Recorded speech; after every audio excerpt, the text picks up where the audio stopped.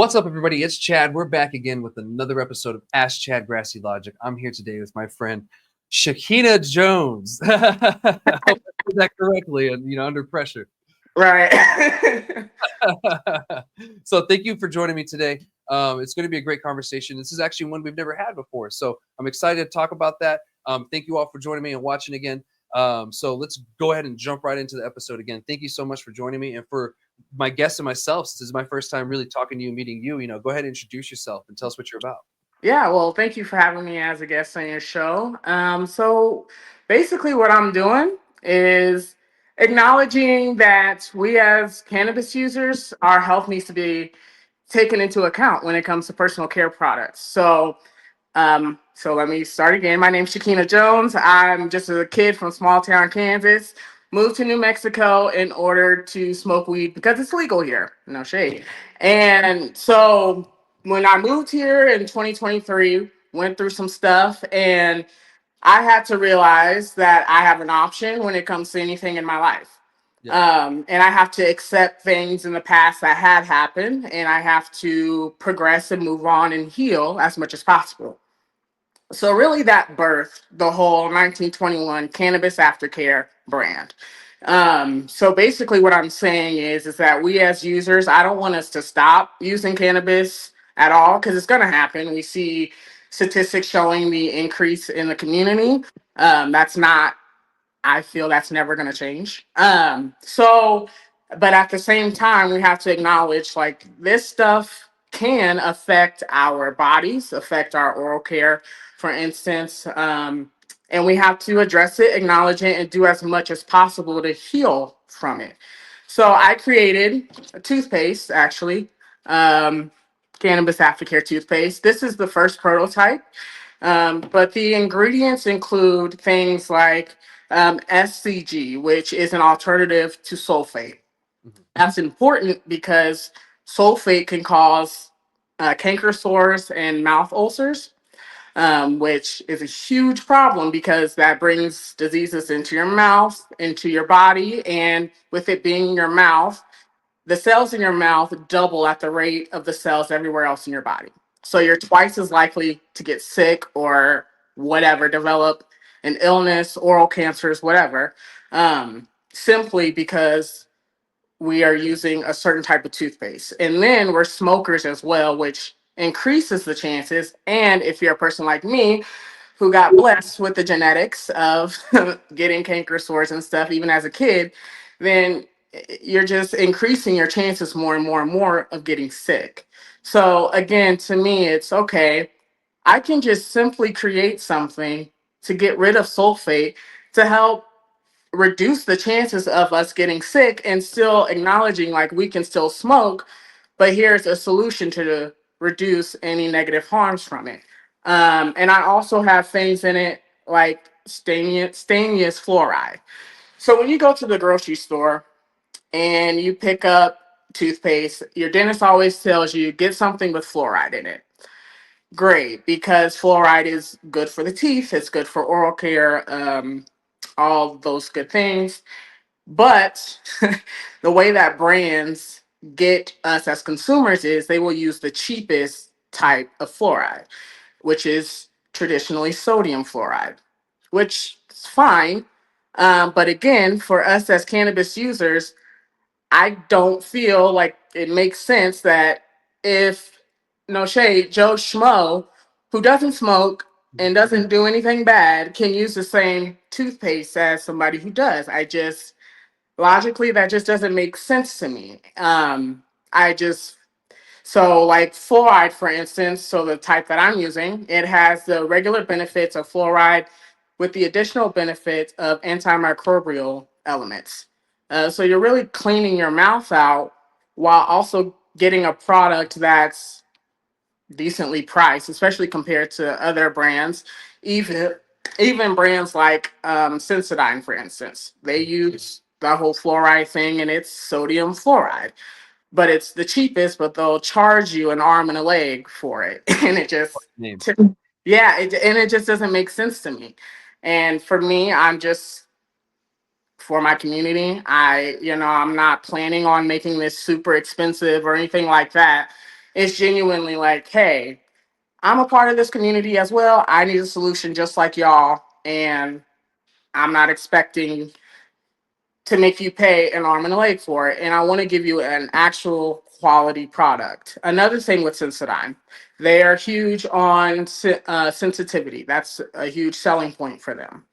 How they go about it is they use a product called potassium nitrate, which is fine and it's legal here in the United States. But the thing with potassium nitrate is it doesn't really help the problem.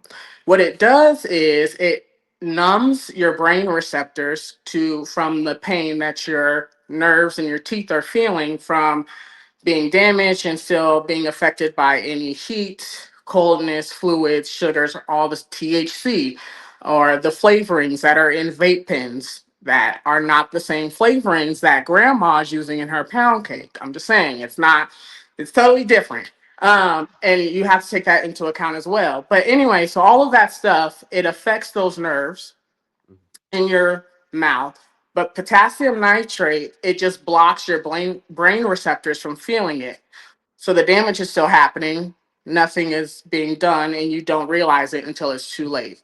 Whereas the strontium chloride that I'm using, it's a natural based coconut product, ingredient, not product, coconut based ingredient. And actually, what it does is it blocks those endings of those damaged nerve cells. So none of that fluid, the heat, and all that stuff, it doesn't come in and continue to damage your mouth. So things like that to me are important because I want this community to continue to grow. Like I want people to smoke and vape and if not saying it's the best, but if you need a cigarette, get a cigarette. I prefer you to do that compared to crashing out on someone. Just saying. So and but I also acknowledge that there has to be real life solutions in order to keep this thing going. Um, and even talking to people who don't smoke and who are fearful of, oh my God, what about the lungs and all this other stuff? Even having something as simple as a toothpaste is acknowledging we're talking about this. We're having these conversations. We don't have everything figured out just yet, but at least we're starting somewhere. And that helps to ease people's minds and bring them into the community and make them want to try it themselves. So, yeah. So, yeah, I'm just trying to help us out, trying to keep this thing going, keep this thing growing. Um, and the reason why I moved to New Mexico specifically, because I'm from Kansas, is because it's just started to be legal here and you kind of see the groundwork going. And I wanted to be a part of that and throw my little 2 cents in with it. So yeah. Nice.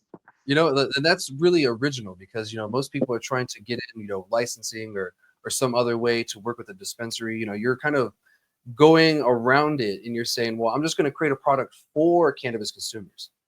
That's not going to be a product that you use to smoke with it. This is going to be an aftercare product, Mm-hmm. or a care product in general. I mean, you don't have to use this after smoking. You can just brush your teeth whenever you want with it. And that's the beauty of it. What did you do before cannabis? Like you seem to, have a lot of knowledge about oral care. Were you dental or anything like that? No, I just like personal care products. Like if you see me around town, I'm probably gonna look really shiny, like I probably do right now. So I don't know. It's just always been an interest of mine since I was a kid. Like oral care, brushing your teeth, like all that crap is just was my thing. I remember actually a memory of me and some friends when I was a kid, and I was like just going in for that was weird gesture. I was doing brushing my teeth for a while there. And one of my friends' mom, she came in, she was like, you for real be taking care of your teeth. Like, you be doing it thoroughly. I need you to teach my kid how to do it. And da, da, da. So that stuff to me has always been an interest of mine. But before getting into cannabis, I did project management work. I worked for a research center that did created state assessments. Mhm. So, in school, when we have to sit in the computer lab and take those tests every year, yeah, that's what I did. So, sorry for those painful memories. But, and it wasn't a bad job. Like, I was great at it, but my heart wasn't into it. And there was just a lot of stuff that happened. And in my head, it was okay. Either way, no matter what route I go in life, there's going to be stress, anger, rage, all that stuff, no matter what. Mhm. So, again, what's your choice going to be? Are you going to be stressed and angry about stressed and angry about over a job that you really don't like? Or Mhm. do you actually want to go and pursue your goals and your dreams? Because back in the day, I remember before I dropped out of college, I would be on campus just like writing in my notes, like different ideas of like ways to get into the community without doing it the traditional way. Yeah. Uh, and I would come up with products and ideas, but it was just like, I couldn't do that, like I don't have the ability. And then at some point, it was just like, hey, Bookie, you gonna either make your choice or you're gonna keep being upset and angry at the world when the world didn't force you to do anything. Yeah. The world didn't force you to go into education and to create this image of you being this project manager during the day, but at night you sit up here sneaking, smoking weed because you could potentially get fired at your job. Yeah. Um, and so it's just, and you're dealing with that kind of dual personality. And after a while, for me, it was too much. Like, I don't want to be looking over my shoulder every time I go into a dispensary. Like, I didn't want that. So I just decided, you know what? Fuck it. Just go and try it. Do what you do. You have one life, live it, and you get to mix the things that are your interests, weed and personal care. So do it. Wow. That. Thank you for that, because that gives me a lot of information about you too. But that's great that you are deciding to go about this for your community essentially. And the fact that you're in another new community on top of that. So you're trying to join a new community on top of a new community, but you're already part of the cannabis community in a sense. Um, Mhm. but it's just the New Mexico one that you're getting introduced to. How long have you lived here? 2 years Okay. since 2023. Okay, cool. Yeah, and a lot of people decided to make that move. How do you like it here so far? I like it. And I'll say it's like this. It's amazing because just for me, my personal story, I needed to kind of get out and create me, not be in an environment that I'm used to and being able to make excuses for my actions in that environment. So when I moved here, didn't always make every great choice and I did burn some bridges, but again, I had to learn it from me. Um, and so that's really a big reason why I came here. But I do like it here. But it's also just like anywhere else in the world where you have great, amazing people, but you also have bad people, and you have to decide who you are, no matter the space, no matter where you're at. But I love the weather. I love the nature and the hiking. That's really what helped me lose a lot of weight. When I moved here, I was over 300 pounds and I've lost 200 so far. And so I'll forever be grateful for this place and love the food. Thank God I'm actually eating authentic food. No shade. Um, so and everybody's nice.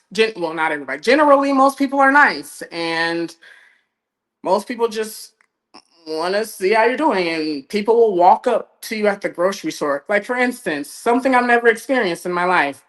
Um, Not to bring race into it, but a white man walked up to me at the grocery store and asked, like, as a black person, what's your opinion about moving here? And that kind of shocked me because that's never been a question I've been asked. And I view it as a good question. Like, not he wasn't being rude or anything, but it was just like that's different, something I never experienced. Or things like the city of Las Cruces celebrating Juneteenth. Like, Mhm. what are you talking about? Yeah. Or not seeing Bible verses on your billboards every time you walk down the street. Yeah. Yeah, it's different. And it's a good difference in many ways. And I love it here so far. So Yeah. Nice. Yeah, and yeah, some people ask me weird questions too. I'm from a different city, from Alamogordo. It's a military town, so it's mixed on in what's there and everything. I kind of grew up with everybody. So like my palate for food is a lot different than my friends sometimes, which is funny. Like, how do you know about this? I was like, oh, I had a friend of this and this and this, and Right. so I totally get it. Even moving here, because Alamogordo, there's New Mexico has like the most Hispanic Latinos per capita in any state. Alamogordo isn't that way. It's totally different. And so when I moved here, I was like, oh man, there's a lot of people like me here. I'm like, oh, that's what this name meant. Okay. Wow. Yeah, because I was just used to so many different people, like over there and everything. And so moving here was a little culture shock for me too. I was like, okay, well, makes sense. I could get the food I want a little easier, I guess. There's more Mexican Right. here than more restaurants in general here. Yeah. And Yeah. so I can get pho, I can get sushi, I can get New Mexican. Right. Selection is a little bit better. El Paso has a lot more selections too. They have a lot of Korean options, so I want to go check out some of the Korean barbecue they got over there. Love me some Korean barbecue. I was stationed in Hawaii when I was in the military, so that kind of furthered my palate for food and the different things I like to try. So definitely. Then brushing your teeth goes along with that too, Yeah. Even thinking about edibles, for instance, you got all the sugars, the fats, all of those things, and THC does affect your teeth too. So yeah. So again, Let's best dive into practice. that. How does THC affect your teeth? I'm sure some people are kind of curious about that.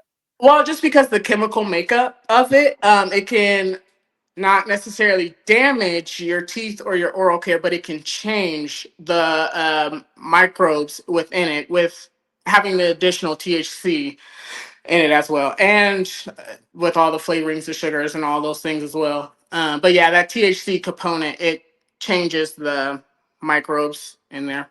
Oh, in your mouth and everything. Interesting. Mhm. I was kind of curious of that. And do you have the product with you that you could show us? Yeah. So, well, this is the first prototype. Okay, prototype. Um, yes, this is the first one, and I'm made a with the updated formula. I updated the prototype as well. So with this one, it kind of to me feels a little bit generic because of the brand is the name of the company is Cannabis Aftercare and not specifically just the toothpaste. So what I did was just kind of made it more kind of unique in a way, and less made this specific toothpaste have like its own name, so that way I can build the brand into more products, because I'm also thinking about going into like laundry as well, and getting different detergents and stuff like that. So just kind of building it. But here's the first one. And you mentioned the detergent. That's interesting because a lot of cannabis users smoke, and believe it or not, smoke is smoke, regardless of where it comes. What you generate with smoke, it's still smoke. It gets to the clothes. Don't get me wrong; it's nothing near tobacco and cigarettes. I get it. It does dissipate a lot quicker than those, but it does leave a trace, and we do end up muting ourselves essentially to it. We don't smell it after a while, and we're just like, "What do you mean I smell like weed? I thought I didn't." Right. Adding a component to that, that might help people out too, especially the people who may have to be a little more discreet about their cannabis use, because these products, you can send them all over the world. It doesn't have to just be here in New Mexico that you could find these products. So, that's interesting. I remember there was times where people had the little, what are they, good boost or some shit like that, the filter you can blow in smoke and nothing go. Yeah, I never had to hear about that one, but I remember that was kind of a product that kind of reminds me of it, or the spray that they put in cars. And come to find out, you're not supposed to be in the vehicle when you spray that in there. Like, I guess it's terrible for you. Um, so if you Yeah. can figure one out, that's kind of cool. What you say? I'm sorry. If you can figure the vehicle spray one out, without killing people, that would be great too. Yeah, I was thinking about that because I was like, how could like a Ozium type of thing, or how could you do it without it hurting you? Because I was that kid who would hotbox and then spray all that crap in the car, thinking like I'm fine, and it's like you might be sick from this. You don't realize what you're doing. Yeah. But yeah. So yeah, you're right. Something like that does need to be made, created. And you're already kind of on the same path. So that's great to see. I mean, there's, even lotions and stuff like that can be done. I mean, smoke is smoke, and it does do things to your skin. Uh, you know, uh, I think they have studies of the tobacco, users back in the day with that as well.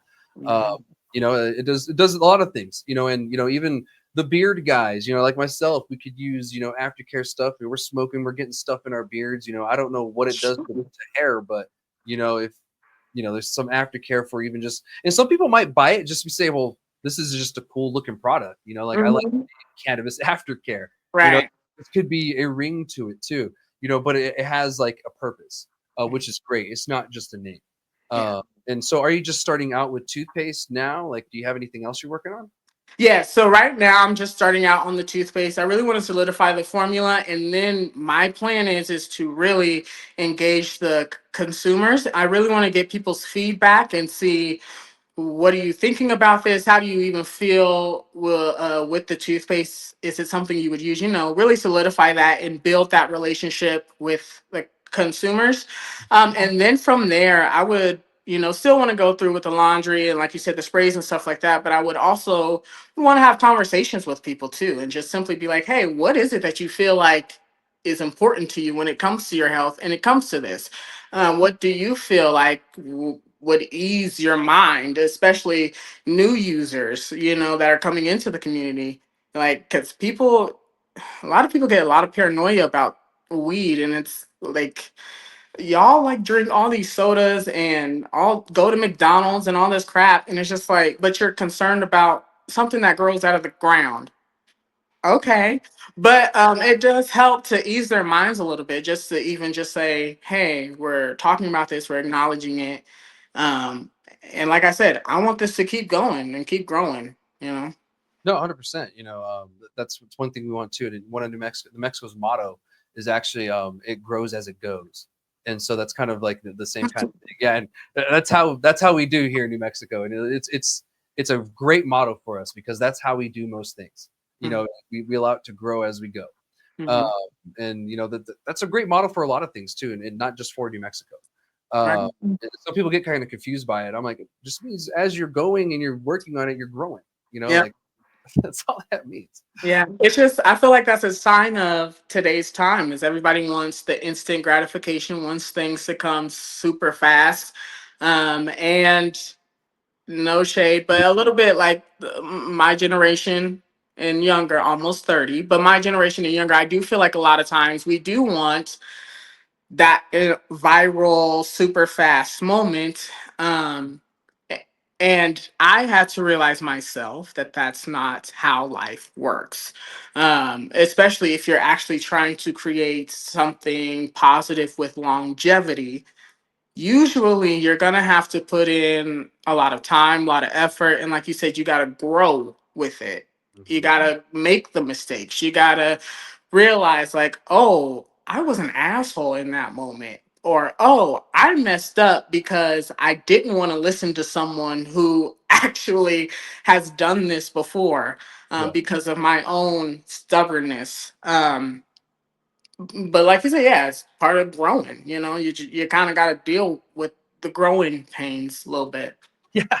Yeah. And sometimes it's self-inflicted, Mhm. growing pains, and that's okay. We learn from it, hopefully. Right. And some people don't, but it seems like that you have, because you came to me last year at some point, on wanting to be on the show at some point, but you weren't Mhm. too sure really where direction you're going. So now, yeah, I'm glad now, skip forward, you've kind of seen the direction you're implementing it. You have a prototype out, you have an actual toothpaste that you can use, right? And I'm sure you do it yourself. Oh Uh, yeah. yeah. Mhm. Uh, Yeah, yeah. I use it every day myself. And I went to the dentist last month, and I told I told my dentist about it. Which, first of all, they were like, "What the?" what do you mean you get a toothpaste? Yeah, like what the, like and you just, and I was like, yeah, I have it, and I had it in my pocket. I was like, yeah, I have it right here. And they were like, which I accepted. It's kind of strange and it's kind of weird, but when they did the cleaning and stuff, they're like, oh my god, your teeth are great. Like whatever you're using, it's doing amazing things. And I was like, oh, cool, great. So I'll keep using it. And then even then, I got advice from them as well in terms of what should cannabis users use? Why should we have a focus on vape pens and edibles as well? Because to me, my head was, well, a vape pen it's not that bad. Like it's not the end of the world. And but again, and they agree with that as well, that it's not the worst thing out there. But you have to consider all of the ingredients that are in them, and the effects that they can have on your mouth, and also with the heat that's required to light up a vape pen. It's for so instantly as well. It requires a lot of heat, and Yeah. if you're doing that over and over and over, it can affect your mouth. I'm still going to hit a vape pen. I do not care. Like, I'm still gonna smoke one. Like, that's never gonna change. But I know now, oh, so it does do more than what I thought. Oh, so let me create something to help reduce the effects of it, because I'm gonna do it either way. So yeah. Nice. Oh yeah, I mean that's amazing. It's funny that you took it to your dentist, and that's great though. You got dentist approval essentially. Mhm. In a sense, and I'm sure that's something new to them because they're used to these commercial products being on the shelves and everything like that. And to be honest, we need more, you know, smaller scale products like that. You know what I mean? Like, and it starts out small and then usually grows after time. But Right. like that's how everything is. And like why not try something like that? And do you go through like a company that kind of does it for you, or do you do it yourself and all that? So I came up with the ingredients myself, but I do have a manufacturer that did the building of it, of the materials. But yeah, so everything is all mine, but like the entire design, color scheme, logo, all of it, it's mine. They Yeah, just built it for me. So that's the way to do it right now, especially starting out. You gotta, yes, yeah, it'd be really expensive to have a whole toothpaste lab. right. And the lab, even the certifications. whew, I even just looked up just the cost of to get a FDA certified manufacturing plant, and it's ridiculous. So yeah, being able to partner with someone who already has all the certifications, has the tools, the means to do it, and it's still mine, and I own everything. Cool. Okay, I'll do Yeah. it that way. Where do you plan on selling the product? Like on like an online store or physically at a store? Hopefully both. I want to get everywhere, as many places as possible. I know for sure I'm going to do online. And my plans with the online store is not only can you do a single unit by itself or a single tube of toothpaste, but I'm also thinking about things like subscriptions, because most people don't want to have to keep doing that every month. No shade, and I understand that. So I just want to make things convenient for people.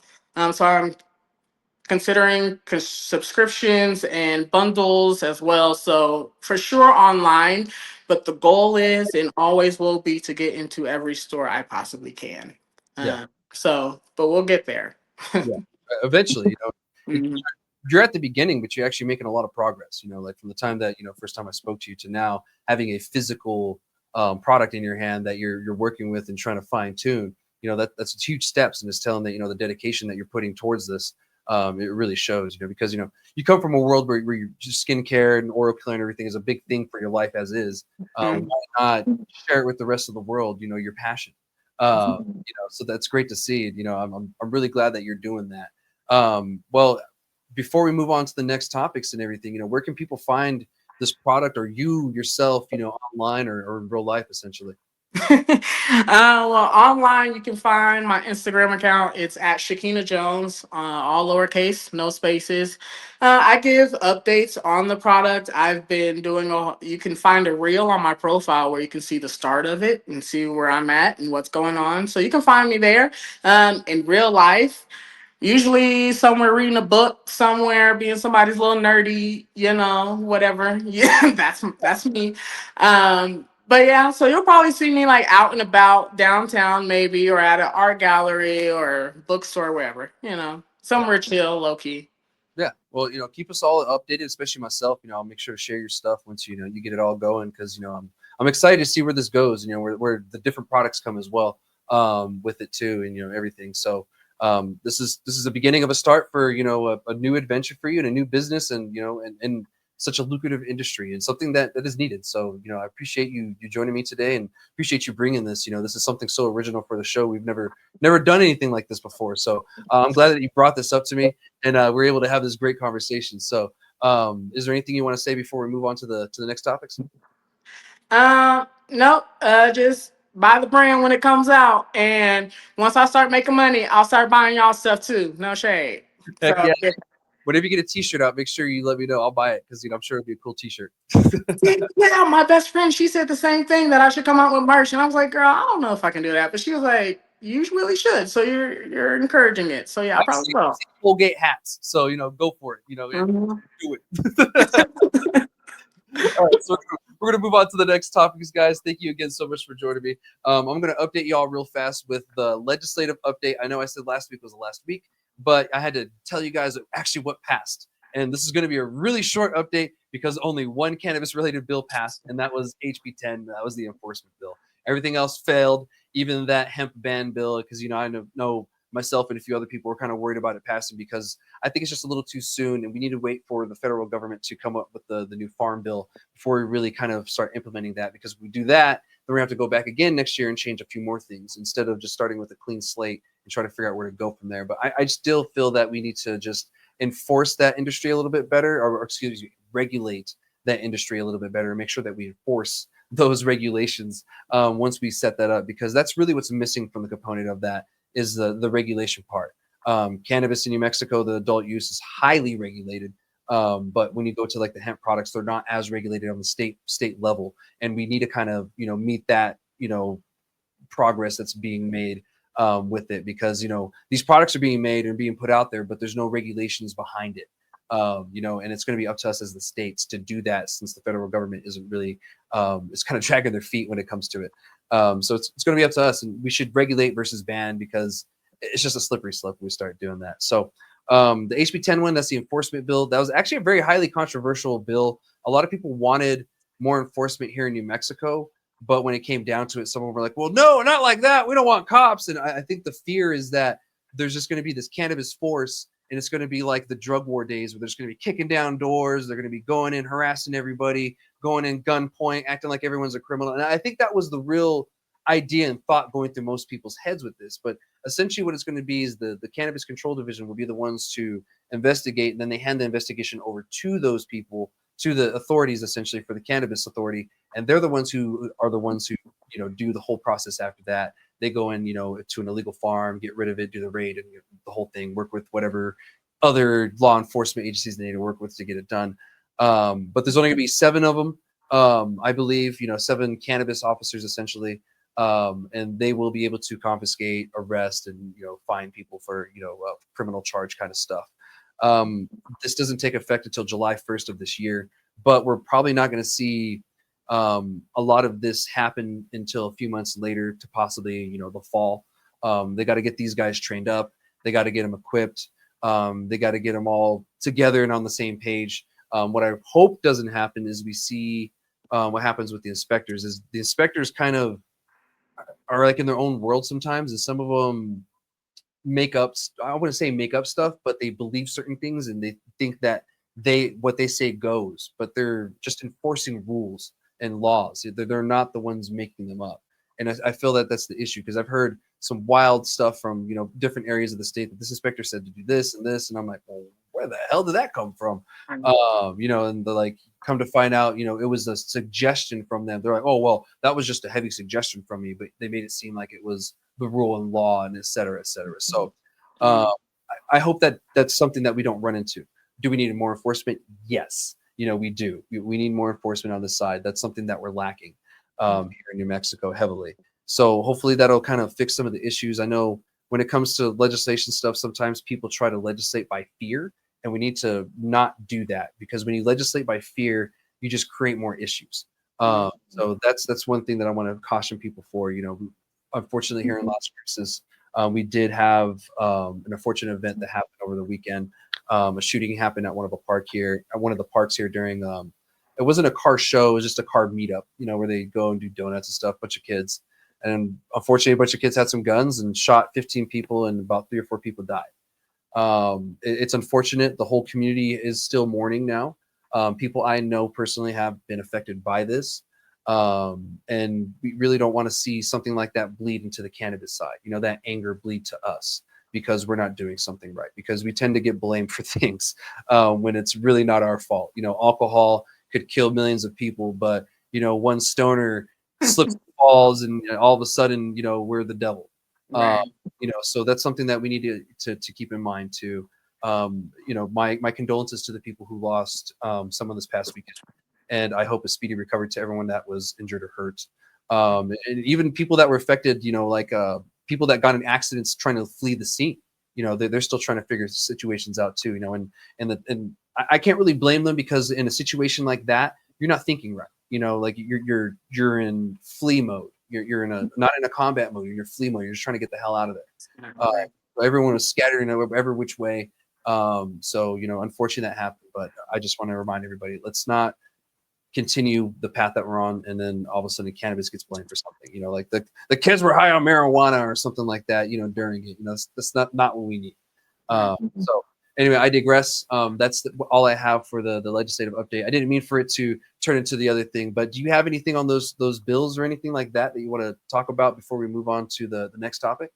Yeah, so I feel like I can understand where people are coming from, where they feel like people are going to enforce things on them that are not in the original law, like not picking a side, one or the other. But you kind of see it happening in the world right now, and having fears with all the raids and things like that. But I agree with you, and I believe we should take every situation on its own. Like, we shouldn't just judge everybody and think that the world is going to cave in because of having a law enforcement um, agency like doing checks and things like that. Doesn't have to be the end of the world, but it's understandable why. But since it's just starting up and things are kind of just getting going, maybe reach out to Chad, see, hey, what is this? Like, who are these people? Can we, even just sit down and have a meeting with them and just talk? Like, I don't know, like how they do coffee and kids, the cops meet the kids or whatever. Why not do that with the stoner people? Make us feel comfortable with Yeah. them. So, but yeah, so just relax, everyone. Just take it case by case. No need to add more stress right now anyway. Yeah, 100%, because things are already so crazy, in the state, in the nation, in the world. There's a lot of stress going on, and the last thing we need is more stress and more crazy things to deal with. Because when you deal with the police force, that is a reactive force. It's not a preventive force. The preventive force is us, the operators, and us within the industry. We are the ones that can prevent most of this dumb stuff from happening in the first place. The enforcement or the law enforcement, they're just reacting to it. They rarely ever prevent it, because that's not their job. Their job is to react to it, and they do a good job of it. They do a good job of reacting to things. But as a community, and this pertains to a lot of things, it's going to be up to us to be that preventive measure. And it's going to have to come back to us. We're going to have to get back to that. This whole community thing, where we all kind of come together as a community to try to fix things, try to prevent things. And we're going to have to police ourselves, industry, a little bit better, or else it's just going to get worse. So I digress. That's all I have for legislative update. It's a little bit longer than I wanted it to be, but that's okay. And thank you so much for your words too. That was great, because that people need to hear that too. So we're going to move on to one of the last of the two topics, and that's MSO troubles. And to be honest, I covered this, I think, last year, Gino, or the year before. We covered this, and it's about Schwazze. Schwazze is a Colorado-based company. They've been here in New Mexico for a few years now, and they actually are under the name of Our Green Leaf and Everest now. Now, these companies were New Mexico owned when they first got popped up during the medical days, and then they ended up getting bought out by Schwazze during right before medical, and of course finalized bought out once we went adult use, because the laws totally changed. When we were medical, we didn't have licensing open at all. There was no new licenses. You couldn't buy one. You couldn't transfer it. So the way they got in is through a management company loophole. Big companies with a lot of money tend to find these loopholes like that. Here in New Mexico, when we had a very limited licensing type of style, is the big companies were the ones that really benefited. And of course, they come in under a disguise of, oh, we're local, we carry this and that, blah, blah, blah. But when you have an open licensing like we have here, they're a little bit more honest. And that's something that I do appreciate, is there's a little bit more honesty with an open market like this versus trying to close it. And then everyone's trying to go in from some facade because we created some law for an arbitrary reason or a fear, legislating off of fear, like I just said earlier. Right. So going back into the Schwazze thing, they're an MSO, like I said, from Colorado, but they've been here for a long time.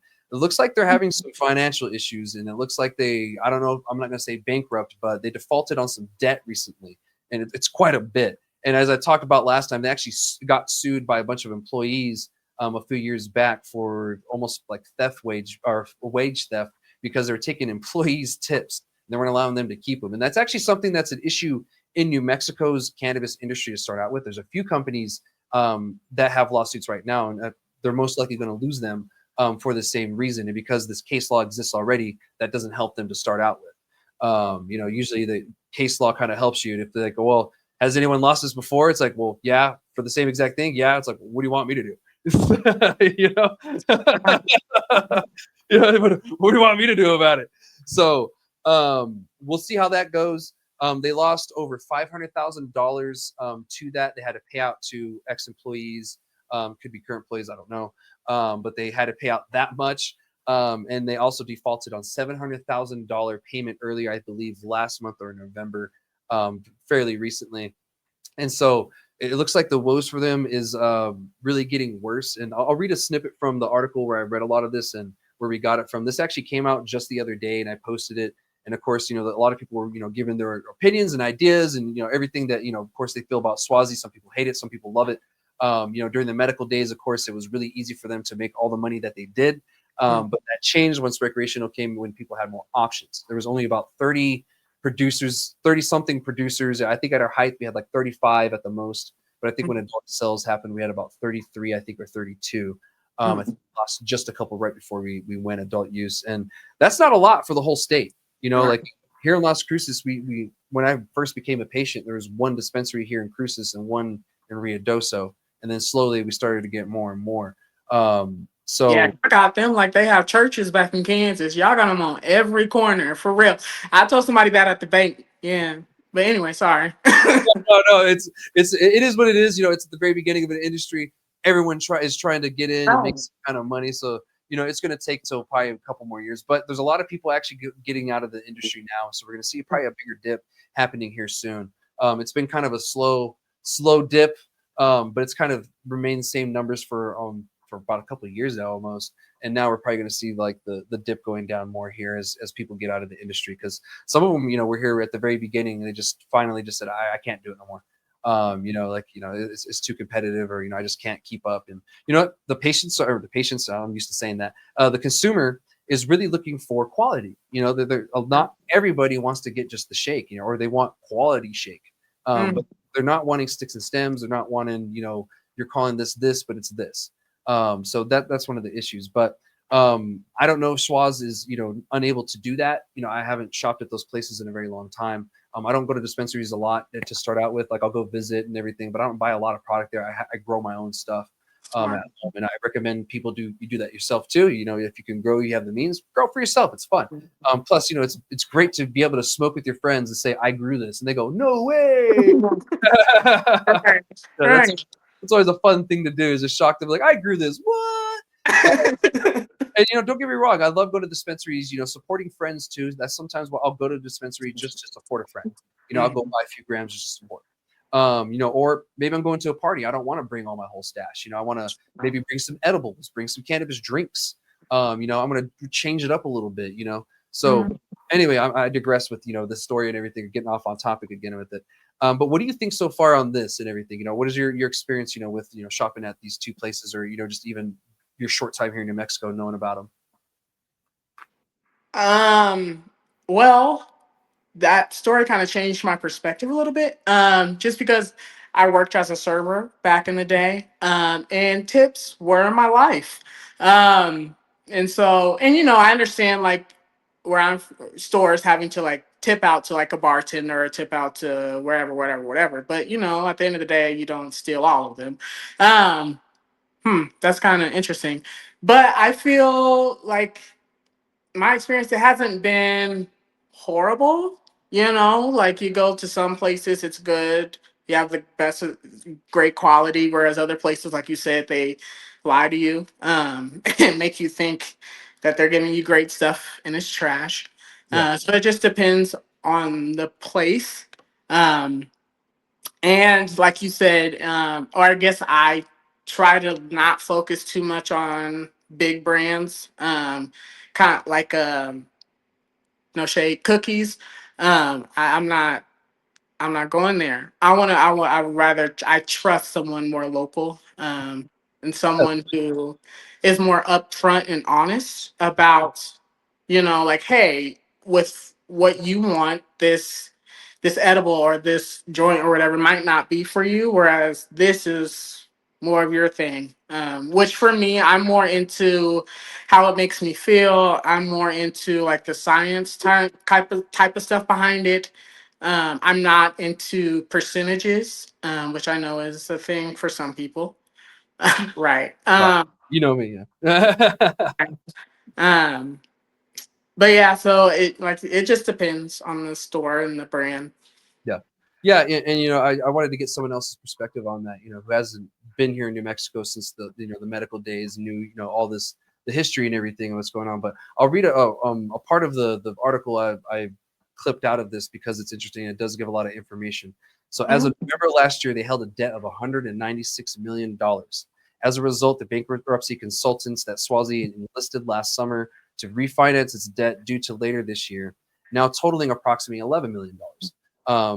Exercise control of about 1.5 million in cash in Schwazze bank accounts, according to the company in March 13 filing with the U.S. Securities Exchange Commission.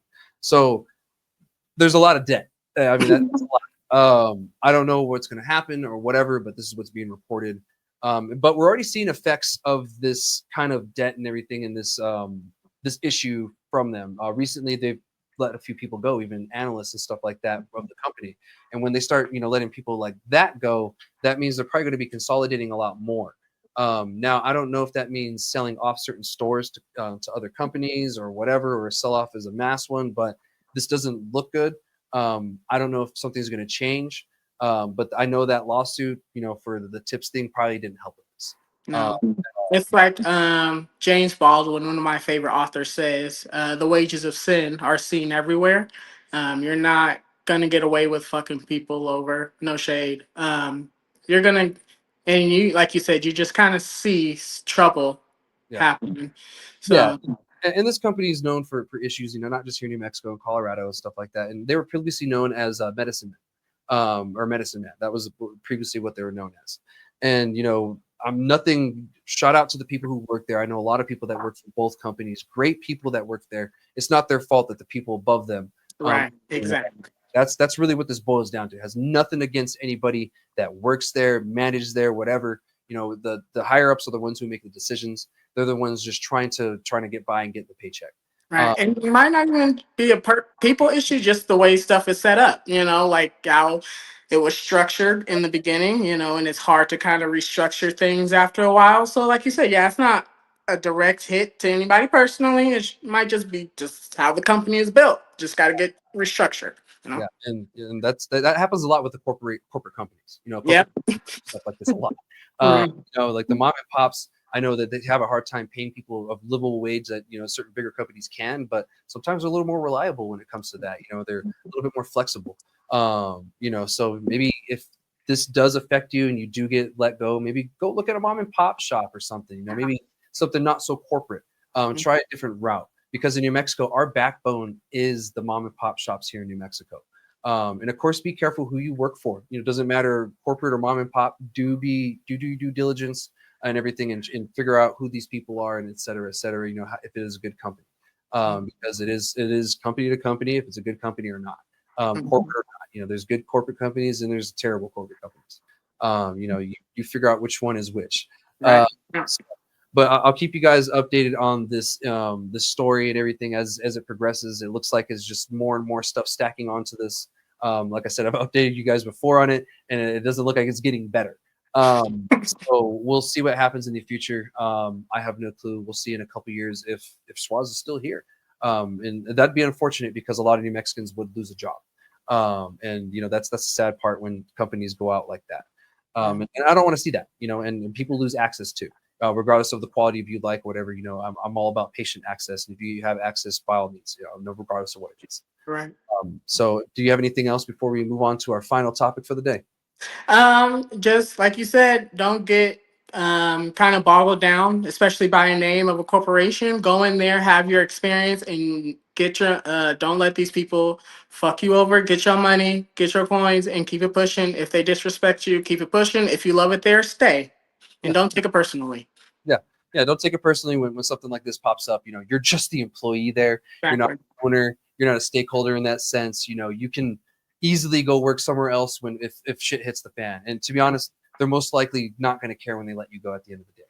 Right. Because your family is your family and your work is not your family. And I know some places try to make it seem that way. Mm. Not the case, at the end of the The day. trick. That's the trick. Yeah. So we're gonna move on to the last one, and this one is actually a very important one. This is one that I've been kind of keeping tabs on, almost under the radar and kind of working with it because we weren't too sure really what the hell was going on in the first place. So there's really no way I could report this accurately to everybody and still get some substance to you guys without it getting confusing and muddying the waters even further. So a couple of weeks ago, I got hit up by someone in the DMs, and they were talking about, they're about to get cut off with their water hauling. And I was like, water hauling? Oh, that's going on? I didn't even know it was happening. But, I thought, people had figured out the whole water, whatever issue. And it wasn't really a concern to me because I don't have a production license in that sense. Or, if anything that I've done production wise, it hasn't been outside of like a city water limit. Because if you're in the city limits, you can just use the city water and you're fine.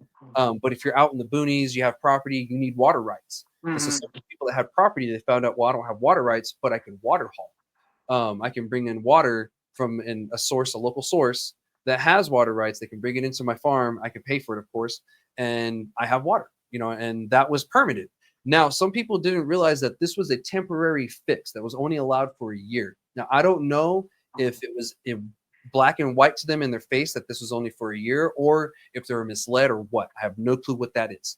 However, what I do know is that they were told almost out of nowhere that you may not be able to renew if you don't figure your water issue out because you're water hauling, and that's only supposed to be allowed for 1 year.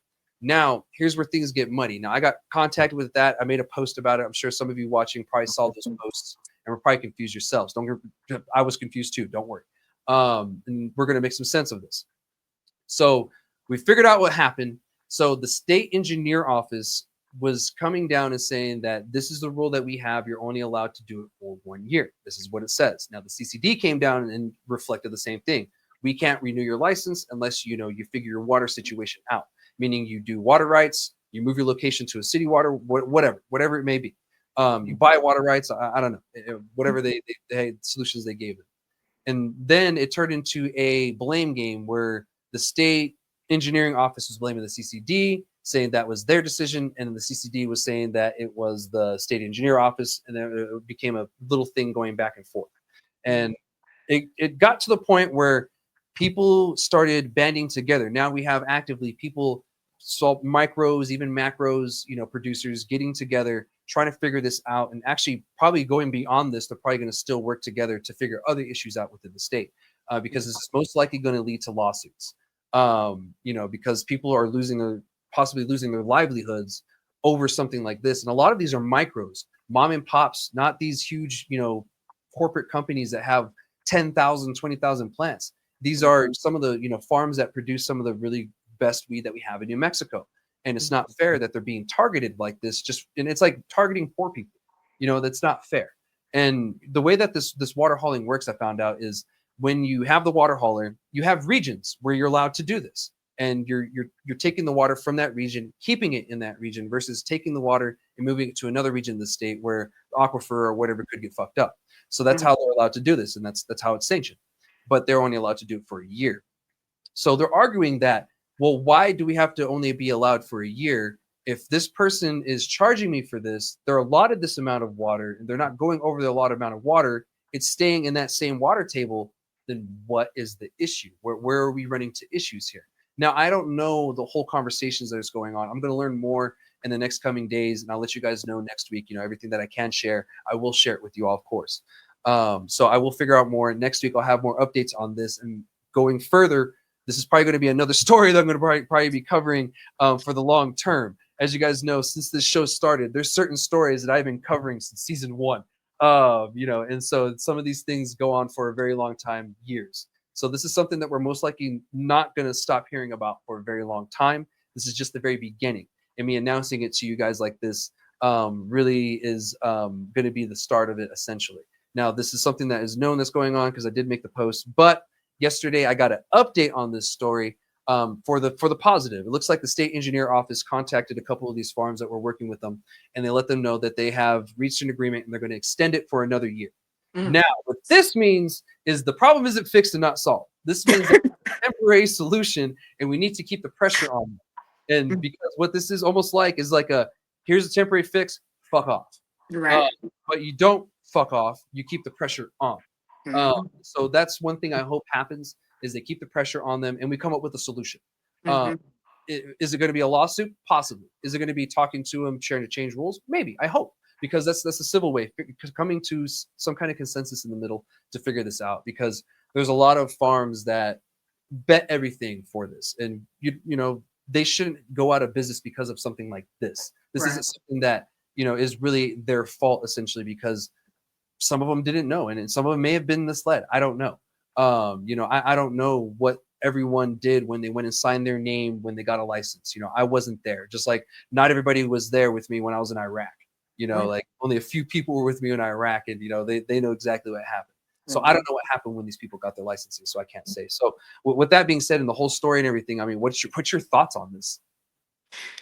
My opinion is, like you said, if you don't have all the information, just kind of hold off a little bit. But what I'm kind of shocked at, especially within this state, with how big everyone's on local and mom and pop shops and stuff like that, to me, if I were one of those mom and pop shops that were fighting this, I would try to bring up money. Money is a huge motivator for people to listen to.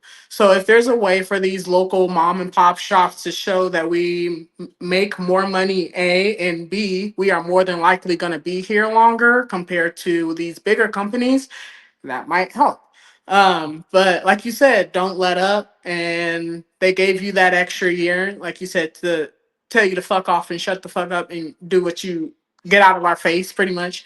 But yeah, don't give up. That's usually a sign to me. I'm gonna fight harder now because you budged a little bit. So now, I'm going to take it from another angle. And for me, I think money always talks. Yeah, because they told us that this is how it is, but then we found out that isn't how it is. And so there's opportunity for us to meet at the table and come to some kind of middle ground with this, or some kind of solution that benefits both sides. Because yes, in New Mexico, we do need to conserve our water. However, there's swimming pools. There's I don't know how many car washes. There's the oil industry that wastes a lot of water. There's so many different industries in New Mexico that waste water. I mean, there's flood irrigation, and that's been known to just waste water. We here in Las Cruces, we have a bunch of pecans. I mean, New Mexico grows a shit ton of pecans, and they flood irrigate there. Not only causes issues with the water table and the water that we have, but also brings in so many freaking mosquitoes. It's ridiculous. And it causes a temporary microclimates with humidity. It's weird. When they do that, you go by the river and it's like more humid over there, and you leave it. And you're like, what the hell? So, it's weird. And I'm sure it doesn't do great for certain things in the area. So what I'm saying is that they're worrying about cannabis, and we always get the brunt of everyone's anger because, one, we're misunderstood. And for so long we were told, people were told that we're the enemy, and cannabis bad. And so now that goes into farming and stuff like that too. And unfortunately, we're getting the brunt of it. So don't let up. But also be mindful that there might be some changes too. They might have to limit your water intake for whatever reason or something like that. We are a desert. We get less water than Arizona. Like I think Phoenix, Arizona gets more rain than we do, like here in Las Cruces, which blew my mind with that fact because it's hotter there, and for long. But they get more rain, and so that tells you how much rain we actually get here in this area, or how much little we get. And most of our water that flows from the Rio Grande goes to Texas and Mexico, and we dam it up every year, and it only flows for 6-7 months out of the year. Then they have to stop it, let it refill, and then release it. So the Rio Grande here in Las Cruces, I'm sure you've seen it, and the people watching is really who I'm talking to. The Rio Grande's dried up most of the year. You can walk in it. People drive 4-wheelers in it and trucks and 4x4. I mean, they have fun in it, but Mm-hmm. Water, and it's because we're a desert and we have to conserve our water to such limits. And we're always suing Texas, and Texas is always suing us over the water thing. And it's like an ongoing, never ending thing. And to be honest, I don't know if it's ever going to end, Right. because it's weird. You have 2 states, actually 3 states, because it starts in Colorado, in a country that use this water source, and then it goes into the ocean. And I don't even know if it makes it to the ocean these days. Right. Yeah, I don't even know if it makes it that far these days. So all jokes aside and everything, I really do hope that some kind of solution comes from this and everything, and we do come to some kind of consensus, because it does seem that that year might be a little arbitrary because they allowed us another year. If that's the way things were and it had to be, then they would have said there's no budging on this. But they budgeted, they gave us another year, so that's telling us that they might be able to come to the negotiating table, or maybe some rule changes or something, or okay, how can we work with cannabis a little bit better, because we need that. We need those conversations. Some of these conversations we're not always going to agree on, and that's okay. We're not always going to agree with each other and everyone, and that's fine. But we still need to have these conversations, as hard as they are. So that's the end of my rant. Thank you for coming to my TED Talk. Appreciate everyone watching this week. And Shekhinah, sorry. Thank you so much for joining me this week. Do you have anything else you want to share before we end for the week? And we have to wait for the update episode for what you're working on to hear from you again. Just thanks everyone for welcoming me into your state, beautiful home, beautiful city. Love it here. Like I said, I'll support y'all as soon as I get some money, get this stuff going.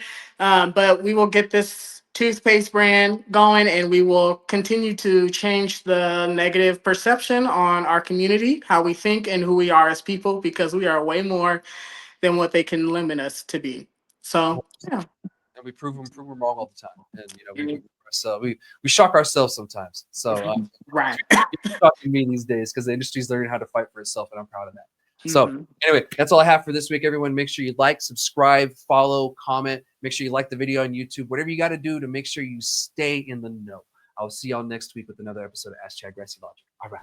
Cheers.